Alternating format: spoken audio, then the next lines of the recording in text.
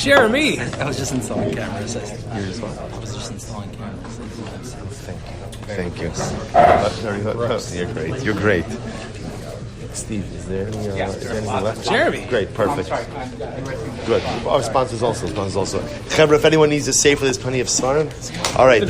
Steve is going to announce our sponsors for tonight. Chaim Ravenstein for Moshe, Neil Tzvi, and Zahav Mendy Morgenstern for sponsoring. Chaim already. Jerry Applebaum in honor of Jacob Applebaum's appointment as a very great Rebbe. Oh, Mazel Tov. Or Chodesh. No, that's good. Very good. Yeah, or Chodesh. Sure. Or Chodesh. Is that the same thing? Yeah, we're going to learn the PHH next. All of this gets posted online. Oh, really? Hey, we can do the Walmart action all night long. No, just kidding. Okay, Karovkin in honor of Rabbi Silver for always being there for us and answering our bookings, especially during the days of the Sarah Street. Wow. That's very, I like that. Serious dough if all those people sponsored like a bottle. We only got 2 bottles. Steve's going to Florida for Sukkot now. And now Steve will announce the sponsors.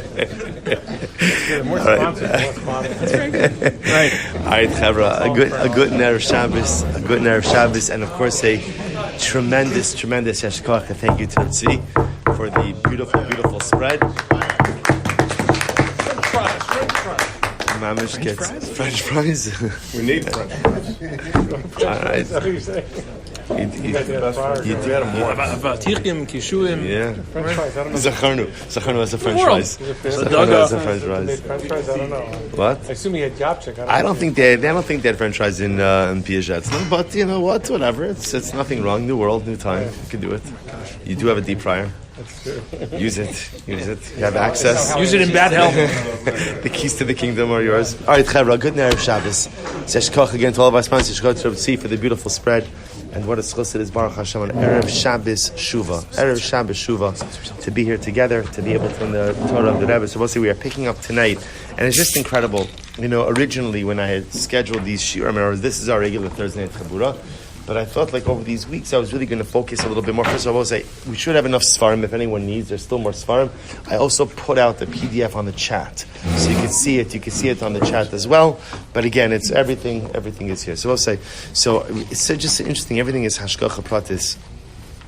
So it's interesting how when I was going to do this year, so my kavana ultimately was to do something related to the Yomim Noraim on the Piagetz, no Yom Kippur, Aseres Teshuvah. And then what's amazing, as you're going to see tonight, is exactly where we're up to. Tell you only to come sit over here, right? So exactly where we're up to is mamish like so perfect for the time in which we're in, for the Yomim Noraim, in preparation for Shabbos Shuv and Yom Kippur. So we'll say, let's begin. We actually began this section last week. We are picking up on page 51. Page 51. So the Rebbe writes as follows. He says, Tizar ma'od b'tikun midosecha. Person has to be very careful. Person has to be very vigilant with fixing their midos. We'll say in this context, midos means your interpersonal behavior. I will say this is incredibly important because unlike Rosh Hashanah, where the focus is very much on our relationship with HaKadosh Baruch Hu, Rosh Hashanah is really bein adam l'makom yomtiv. It's really between me and HaKadosh Baruch Hu, right? Amamlich Hashem, I incarnate Hashem, I align my will with Hashem's will, I accept HaKadosh Baruch Hu upon me. It's true, when you look in the Svarim, there is a lot that's written about what type of midos a person should maintain over the course of Rosh Hashanah. The Mishnah Berurah himself brings down, he says a person should be careful not to get angry over Rosh Hashanah. A person should be careful not to get angry in general, but Lamaisa on Rosh Hashanah, very simply not to get angry. But Rosh Hashanah really, in its essence, is a Yom Tov between us and HaKadosh Baruch Hu. What's fascinating to note is when the Yom Tov of Yom Kippur comes, Yom Kippur places a very heavy emphasis on Bein Adam L'Chavero, on our interpersonal relationships as well. If there's someone that I've wronged, I have to ask forgiveness. If there are people who have mistreated, again, I have to rectify that before I come into Yom Kippur. So just a fascinating shift, and it's incredible. So what is the Rebbe teaching us tonight? The Rebbe says, person has to be very careful with their midos. Person has to be very careful with their behaviors, their character traits. Look at it. It says, the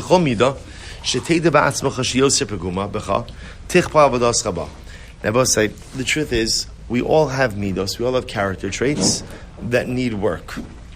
Right? For some of us, it's a particular struggle in an area, and for others of us, it's struggles in multiple areas. There are multiple midos that I struggle with. The Rebbe says, I have to work hard to rectify my midos. So we'll say, I just want to point out the godless in this, just in the beginning. I think very much like in contemporary society, it's very much like there's like a mindset that you just have to accept people how they are, and people are just allowed to be how they are. And in Yiddishkeit, that's not true. In Yiddishkeit, there's a recognition that I have to work on myself to try to become the best version of myself. So if I have certain character traits that are flawed, and I will say, I want to point out, sometimes those character traits, for example, are no fault of my own. There are people who are born with a predisposition to anger, right? Just like there are people who are born with predispositions to addictions. There are predispositions to certain behaviors, certain character traits. So that might be true, but I'm still obligated to work on it, to perfect it. In Yiddishkeit, there's no concept that I am who I am, like love it or leave it. This is it. This could be I am who I am, and maybe HaKadosh Baruch Hu created me this way. What's flawed? What's broken? And what needs to be fixed? And the Rebbe says, the more broken something is, the harder you have to work on it to fix it. We'll say the words sound so elementary, but think about this just a moment. Think about if you have anything, any midos, or any characters, or any behaviors that you know are broken inside of you, that you've given up working on. I think we all have that. Things that I know that are broken, but I'm leaving it. I'm working on other areas, but right now I've made like a conscious decision that I'm going to leave this particular character trait, this particular behavior in a state of disrepair. I don't mean state of disrepair for now and I'll get to it later. I mean like, I've been miyayish on it a little bit. Piaget says you can't do that. If something is broken, you have to fix it. And the more broken it is, the more you have to work on fixing it. And recognize that even when you try to fix it, you may or may not be successful immediately. But even if you fail, right, you just have to keep trying until you're able to rectify that which is broken. And the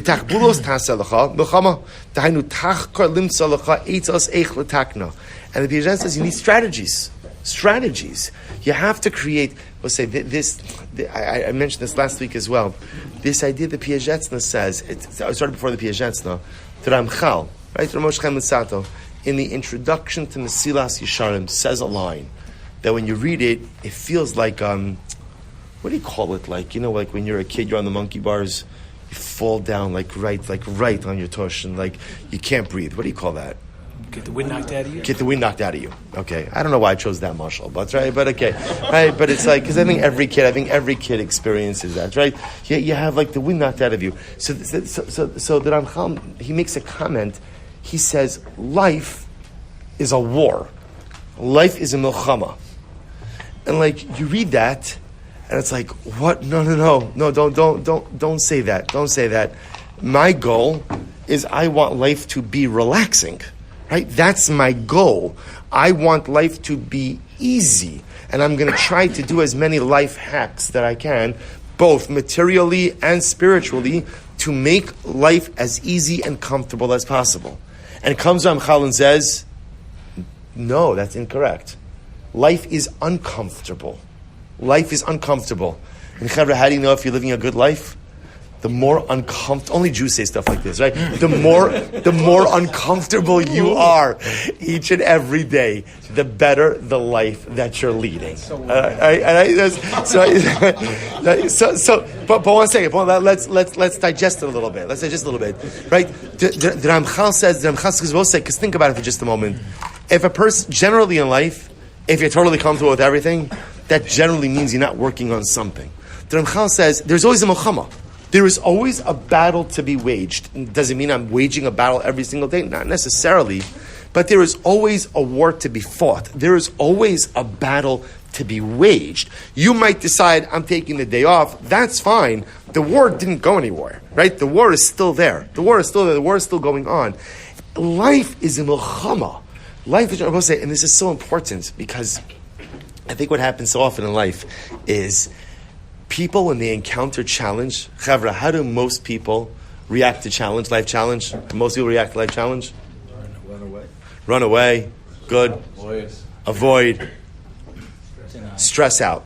Right? It's anxiety provoking. So why is challenge so anxiety provoking? Because I think deep down, it goes against our core expectations of life. In other words, my core expectation of life is that everything should flow smoothly, all the pieces should fit together, life should follow the plan and unfold as I want it to unfold. And when that doesn't happen, that's anxiety provoking. But you understand the problem? The problem is the whole premise is flawed. The premise that life is supposed to be relaxing, life is supposed to be beautiful. Is that a knife or 2 forks? It's 2 forks. Okay, good. Not violating the. Because we have a strict no knife policy. Even this is Zevi. We're talking about struggle. It's a milchama. If you want it, you go for it. No second fork for you. Do what you have to. It's a milchama. So it's gonna be edited out. Are we editing this out? No, if only we had video, it'd be even better. 60 seconds So this I think is an incredibly important yesod. So that Ramchal tells us, readjust your expectations of life. Life is not supposed to be easy. And I will say, to be clear, life is beautiful and life is incredible. But what makes life beautiful and incredible is when I meet the challenges. Right? I will say, think about it for just a moment. Your best moments of life, you'll tell me if you agree with this statement. For me, the best moments of life are not when you're on vacation. Those are nice. It's enjoyable. Those are not the best moments of life. The best moments of life is when you navigate through something complicated and you come out whole, and you come out better, and you come out holier on the other side of things, it's just like, think about when you have a great day. When you have a great day, it's not, oh, everything was quiet today, it was a great day. That's not a great day.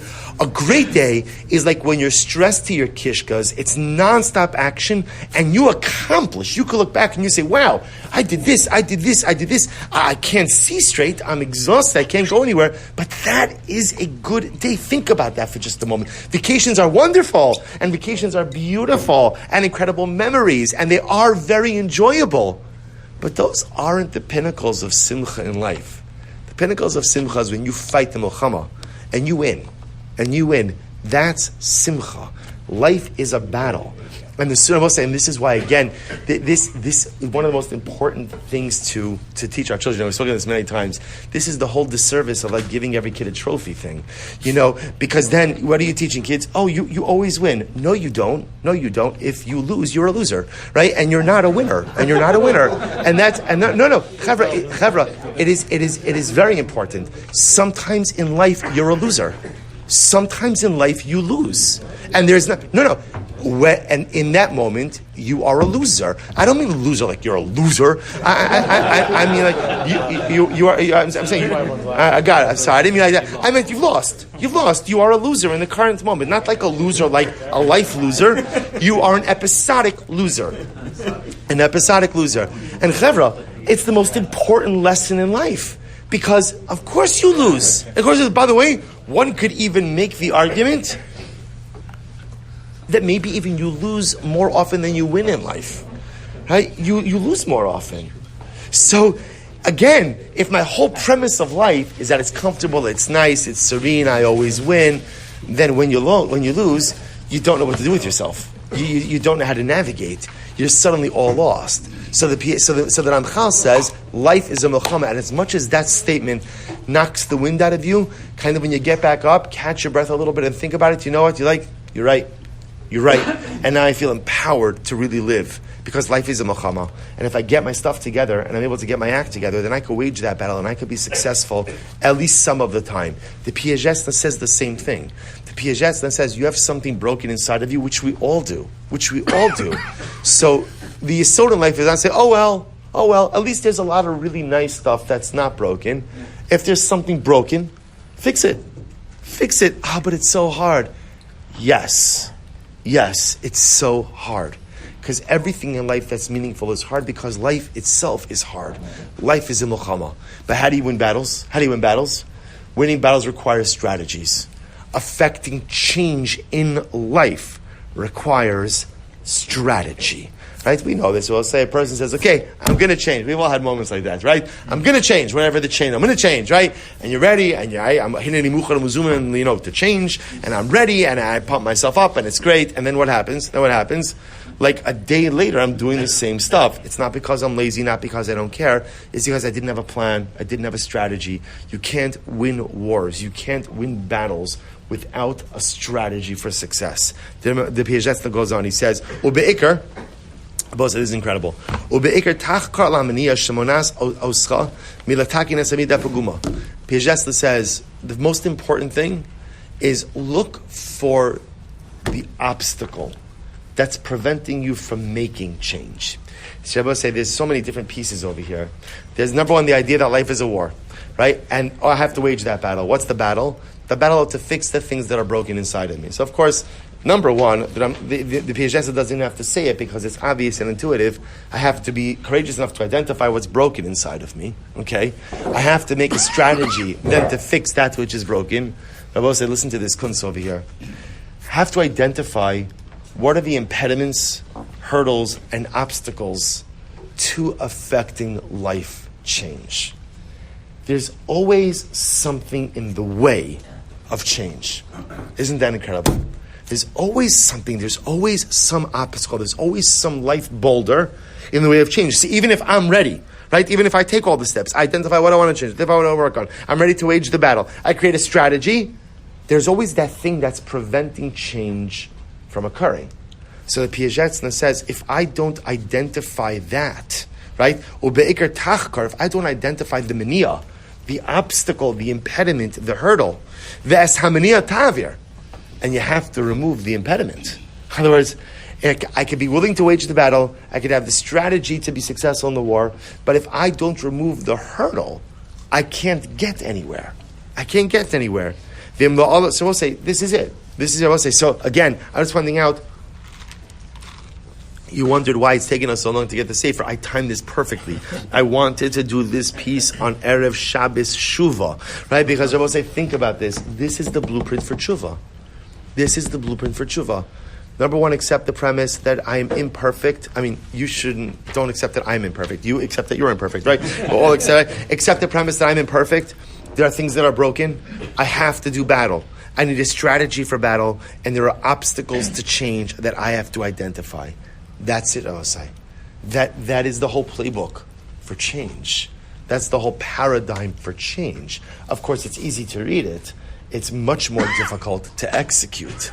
But that's the yesod. Rabbi say this is the blueprint for change. Look at the Piaget that says, "Vimlo Allah b'pama achos tinase od pam." We'll say, this is why this is my Rebbe. Look at he writes. He says, and if at first you don't succeed, try again. And look, see what I say? He builds this in. Why does the Rebbe build this in? Why does he build this in? Because he wants to be real.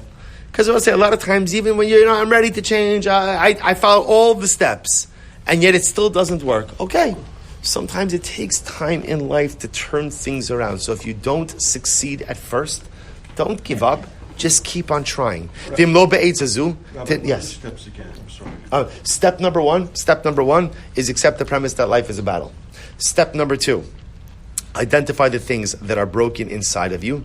Step number 3, create a strategy to fix those broken items. Step number 4, identify the impediments, obstacles, or hurdles to change. Step number 5, remove the obstacles, impediments, and hurdles.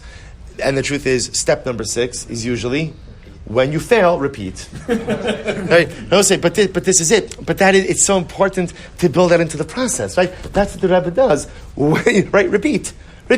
Because most probably, you are not going to be successful with it the first time. I will say, can I just ask you, is it not liberating to hear the Rebbe tell us, you will fail. You probably won't get it right the first time. Right? Wow. It removes 1,000,000 pounds off my shoulders. Because part of the anxiety of tshuva is the feeling that I need to get this right now. And if I don't, I'm a big loser, right? That's the big loser, right? I'm a big, right? In every way. And the PhD says, no, you're not. You're a human being. Change is hard. Change is difficult. Change often takes many repeated tries. So step number 6 is simply repeat. He goes on, he says, and I will say, yes. Isn't there a step before this though? Because don't you have to recognize what's your fault or what needs against your work on? Yeah, did I skip that? No. Yeah. People don't even know it's so ingrained in you that you're doing. You don't even think that what you're doing. Right, correct. So remember, and Chami is saying good, but I'll tell you what I would say to this. Remember, we are a Chaburah learning Bnai Machshava Tova. So the truth is, if there's one thing that the Rebbe's taught us, it's the key to everything in life is self-awareness. You're right. If you're lacking that, this doesn't do anything, right? All of this presupposes that I'm a self-aware enough person to know that something's broken. Maybe I don't know what's broken, but to be self-aware enough to know something is broken. You are 100% correct. If you know what's broken, how do you identify the factors that are preventing you from fixing it? No. So I'm saying step number 1, self-awareness says, as a human being, something is broken. Right? Then I have to figure out what's broken. I don't think for most of us it's such a difficult thing to figure out what's broken. Right?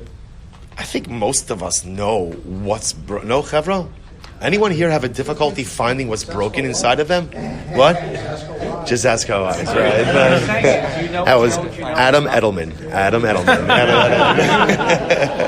I think what he's saying is sometimes you know what you know and you don't know what you don't know what you don't know. So like a house, the wall is rotting in between the drywall, the wood is rotting in between the drywall and the siding, you don't know that. You have no idea. Right. Something bad happened. Right.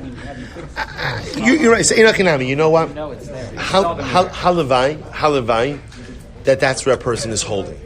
Right? In other words, if I'm at a place where I've taken care of all the stuff that I know but maybe there's still more stuff that I don't know. Wow, what a spot to be in life. That's incredible. That's incredible. I think there's so much to do. I think all of us know the areas in which we're broken.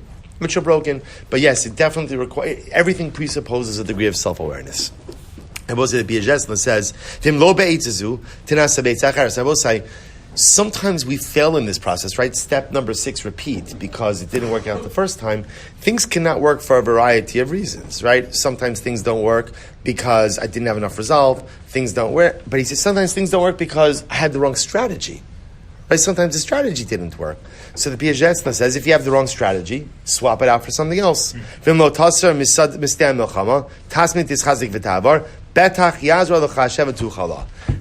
Piaget, what's the most important part? Don't leave the battlefield. Don't leave the battlefield. Right? In other words, failure, this is incredible. Failure is not failing in the process of self-improvement. Failure is defined by leaving the battlefield. That's giving up. It's incredible, right? In other words, we look at failure as definition of failure is I tried to accomplish something. That which I wanted to accomplish did not materialize. That is a failure. That's not a failure. That's a resounding success. You've put in the effort. You've worked the steps. You've done what you're supposed to do. It didn't work out. Okay, repeat. Failure is when you walk away. Failure is when you leave the battlefield of life. Failure is when you say, I am no longer trying. That's failure. So improvement. Say it again, Chaim. Failure is room for improvement. Improvement, absolutely. I'm saying failure is room for improvement, absolutely, because I think you're saying good. Every single time you fail, you're still one step closer to ultimate success, because every failure brings its own lessons, brings its own ideas, brings its own realizations, absolutely. We'll say, look at the next paragraph, page 51, second paragraph.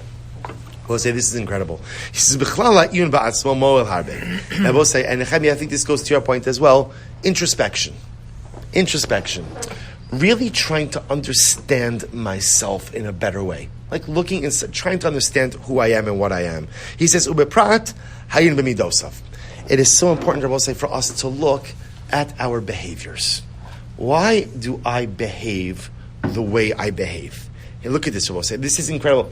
You see, so what the Piaget is also highlighting over here, I will say, is that sometimes, in the process of change, part of the reason, or sometimes one of the reasons why we're not successful is because we're looking at behaviors and not at causes. Right? I look at change as behavioral modification as opposed to going to the root of why I do the things that I do. So the Piaget says, if I have a midah that is negative, I have a character trait that is negative, however you're defining that, it's not just as, okay, this is a bad midah, let me stop. If I'm really going to affect change, I have to understand, why do I behave that way? Why do I behave in that negative way? He says, look at this, this is incredible. You could have two people who have the same bad character trait, the same bad midah. For example, shal ka'as lamashal. He does anger. Anger we know is a very destructive character trait. The Gemara Masechah Sotah says, a person who's angry, it's as if he worshipped Avodah Zarah. Anger is tantamount to idolatry. We all understand that, because when you're angry, you often lose control and can end up doing things that you would have never thought in a million years you would have done. That total loss of control, that total almost like even recognition of HaKadosh Baruch Hu in those moments is tantamount to Avodah Zarah, to idolatry. So let's take anger, right? We'll all agree, anger, bad. Anger, bad. Watch this. He says, let's say you have two guys, Reuven and Shimon, right? Reuven and Shimon, right? And they both struggle with anger. They both struggle with anger. Okay. If they don't introspect and try to understand the root of the anger, it's going to be difficult to affect change. For example, if they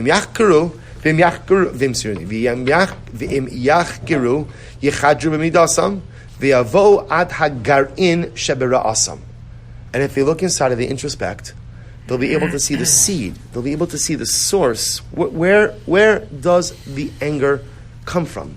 Where does the negativity come from? If I know what the cause is, then I can fix it. Right? If I understand where the anger stems from, then at the end of the day, I have the ability to fix that which is broken inside of me. And I will say, he gives an example over here. He said, anger itself could come from so many different sources. Now, he doesn't mention this, but of course, there is such a concept that a person is hot-headed. Let's say there are people who just have a short fuse, and it's not because their parents didn't love them or their teachers didn't this. Just some people have a predisposition to anger. It's just, again, people have different emotional makeups. You could have someone who's just like, for whatever the reason, HaKadosh Baruch Hu created me with this temperament. Right? My life is great. Nothing happened to me. This is just the negative trait that I have. Okay, so I have to fix it. But then there's another kind of person. He says, she'echad mehem ein lo klal pegam b'midas kaso, rak pegam shel geus. He says, for example, you could have a guy who gets angry, right? So the way his broken kite manifests itself is anger. But anger is not actually his problem. What's his problem? Gaiva, arrogance. Arrogance is his problem. The arrogance manifests itself in anger, but it's not actually an anger problem, it's an arrogance problem. He says, Kevan, shekol b'nei adam mira be'enav kikofim. We'll say, listen to this. For this guy, he's such a bal gaiva, so arrogant, that everyone in his eyes is like a monkey. In other words, there are no intelligent beings in this world. You know that guy? Right? We all know that guy, right? Right? There's no one intelligent except me. I am the only intelligent being. So what happens? A guy walks around the world thinking that he's the only intelligent being. Everyone else is just an animal around him. So I will say, if you think you're the only intelligent, being in this world, you get angry, annoyed, and fed up with everyone around you because you just feel that they're incompetent imbeciles. How does that manifest itself? Anger. Okay? But interestingly enough, this is fascinating. It's not an anger problem. It's a gaiva problem. It's an arrogance problem. He goes on, he says, listen to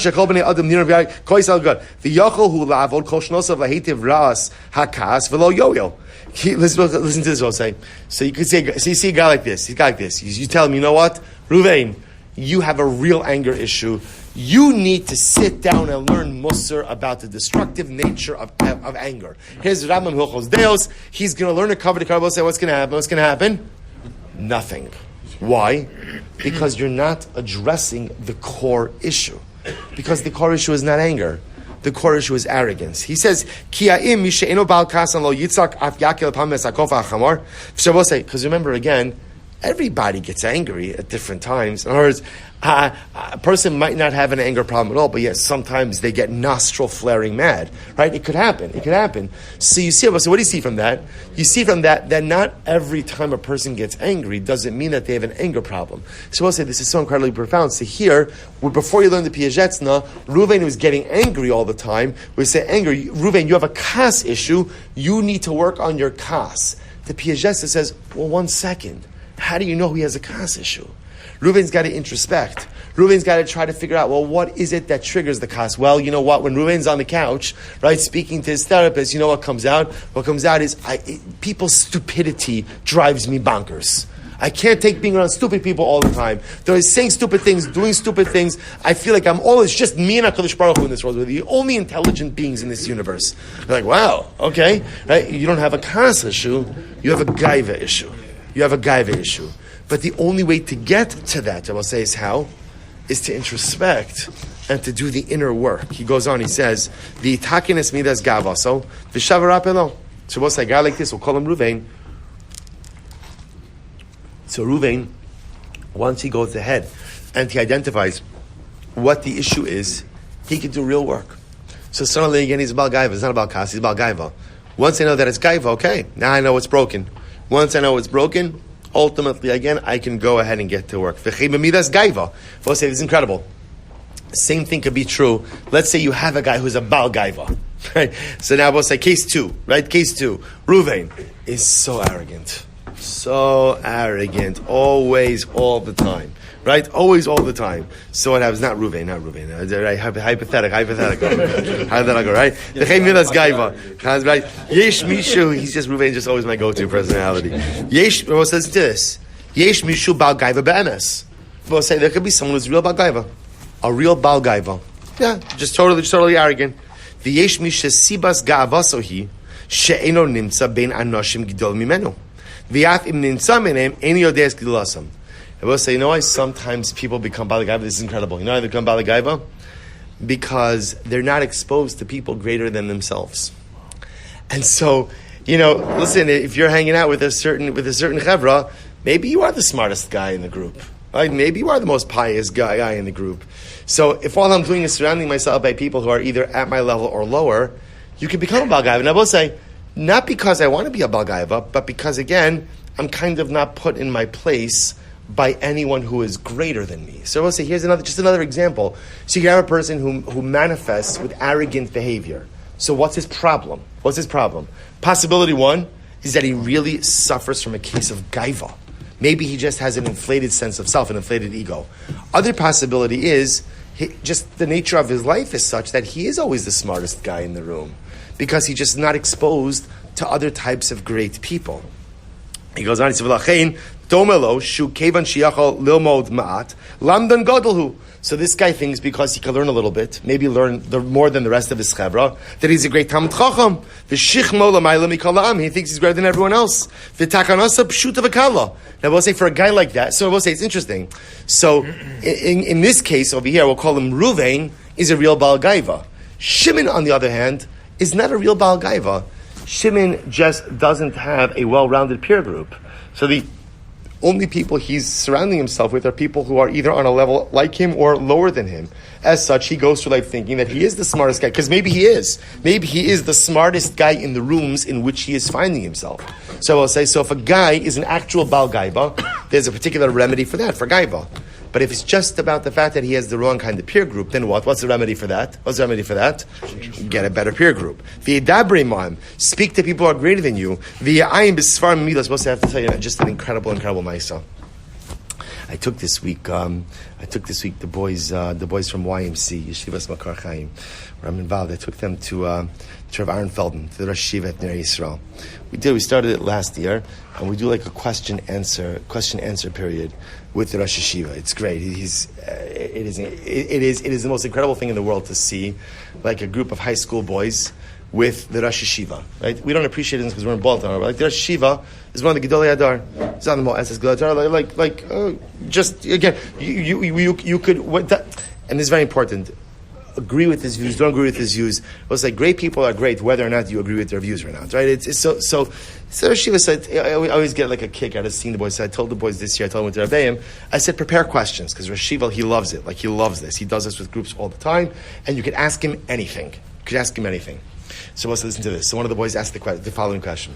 They asked him, they said, the question was worded like this: we know that the Rosh Yeshiva grew up like us. That's what they said. Rosh Yeshiva grew up like us. What was the turning point in the Rosh Yeshiva's life that made him want to be the Rosh Yeshiva? Good question, right?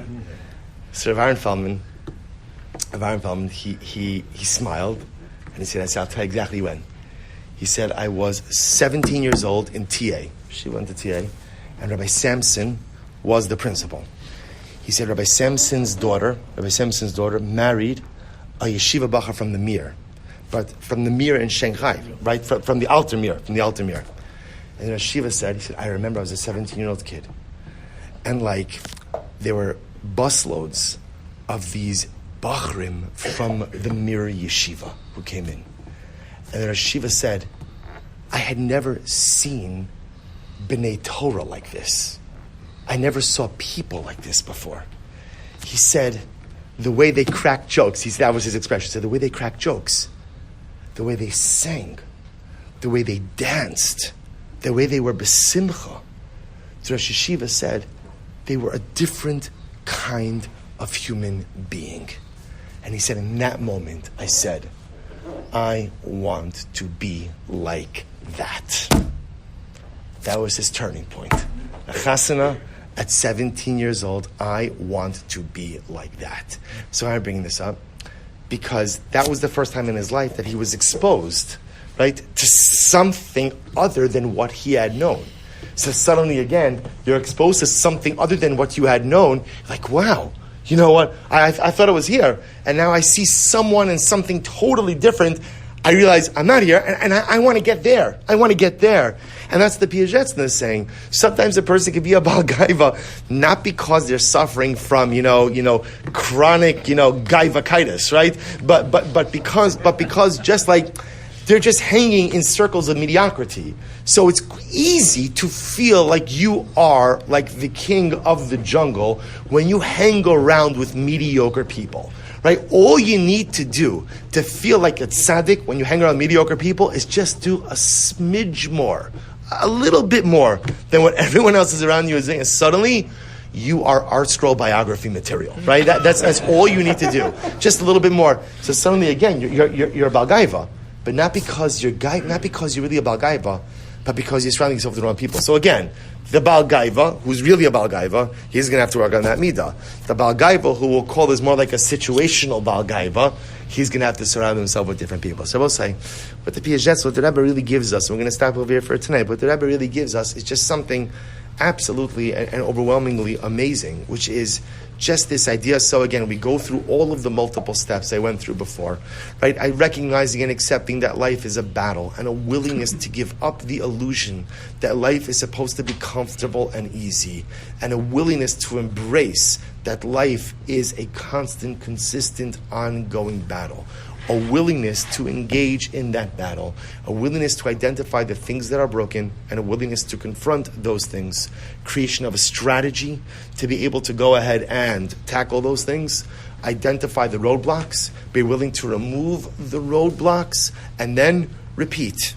And when you repeat, sometimes you change strategy. Sometimes you change the midah you're working on. When you pivot, you have to pivot in all different ways. The ikr, ultimately is don't leave the battlefield.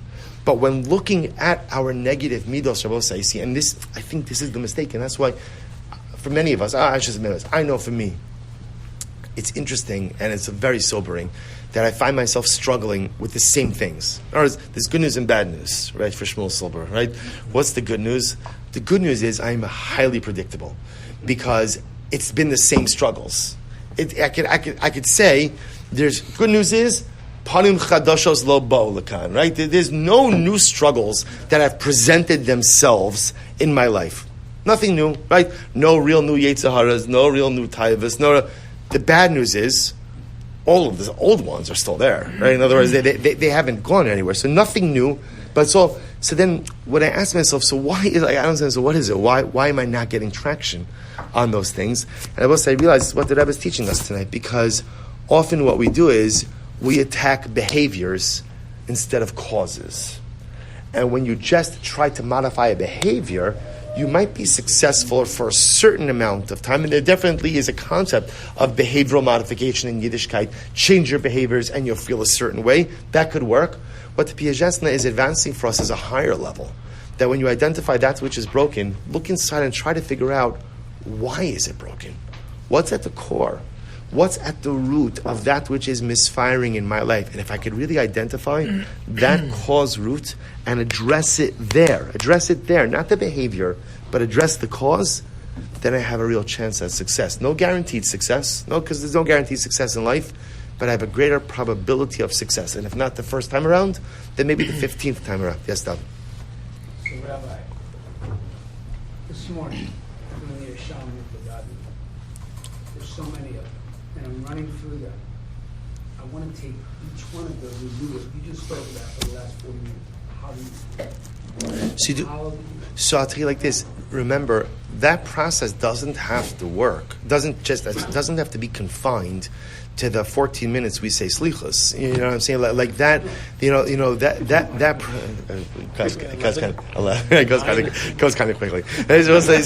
So I just want to point out, like you're right. The truth is, I would say, like in slichus, focus on one thing, and then carve out some other time during the rest of the day to do a little something else. And recognize, by the way, you're not going to get through everything, right? So it's so much better to sometimes constrict and narrow focus and say, here's what I'm going to focus on.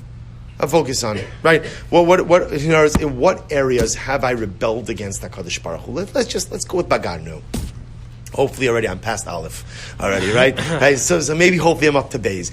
So and focus like that. But again, it's not. I think the mistake we make is we confine that process to davening. Davening goes quickly, right? And then you're off to your day. The process maybe is started during davening, but then at the end of the day, it has to follow into some other time as well. You have to find the cause. That's correct. Correct. Just going back to Nehemiah's, the root, can self-awareness be learned or taught? What if I'm completely oblivious? What if it's almost like an existential question. I don't know what I don't know. I mean, again, I would like to think that if a person, let's say ask a person, right? Ruvain, right? Ruvain again, we say Ruvain, right? Is there anything you have to do tshuva for? Right? Good. Ruvain says, no, I'm good. I'm good. So I would like to think that if you say, Ruvain, take out a piece of paper, and are there no areas in your life that could use improvement? I think a person who says no, that's already like delusional. It's not right. That's and it's very hard when a person is delusional. There's not much you could do with them, right? Because they're just living with a certain sense of cognitive dissonance, and they're just detached from reality. So that there's nothing. I don't know. The therapists are here, but I don't think there's anything to do with that. So you could have a person who's like, no, I think I'm okay, and then you're like, really? Like there's nothing you want to work on? Not one thing you want to work on? I think any person, even if he starts out with okay, is going to be able to assemble a list. And then usually the way it works is you write one thing, and then the one thing leads to something second, and so on and so forth. But could you have a person who is just so delusional that he can't find anything? I think so, no? It means he's guarded from taking a look at himself, because it might be too painful. Right. People really look at themselves. Right, that's his problem. That's his problem. Right. Yeah. But if your question is like, could someone live life like that? Yeah, I think a lot of people live life like that. Right. At a certain point, you can't run. At a certain point, in other words, a person could run from their baggage, but at a certain point, like everything catches up with you. Chevra, tremendous shkoyach. What a way to go into Shabbos Shuvah. There is shir right next week. What's next week? There's nothing next. Nothing next week. Before Sukkot. Good Erev Yantiv. Samir Hashem. Next Thursday night we'll get in. Chalamayit we should try. Is when this? Is everything? We have all Thursday nights, right? Okay, so good. We'll aim for the Sukkah. Mirz Hashem for doing Chalamayit. All right, so we'll say Shkoyach. A good Erev Shabbos. What is Chus Baruch Shem the Rebbe's Torah? Shvizoch Mirz Hashem to Gemar Chasima Tova. Shkoyach, everyone. Thank you, Rebbe. So that's rough. Have a bad, hard day. Not bad.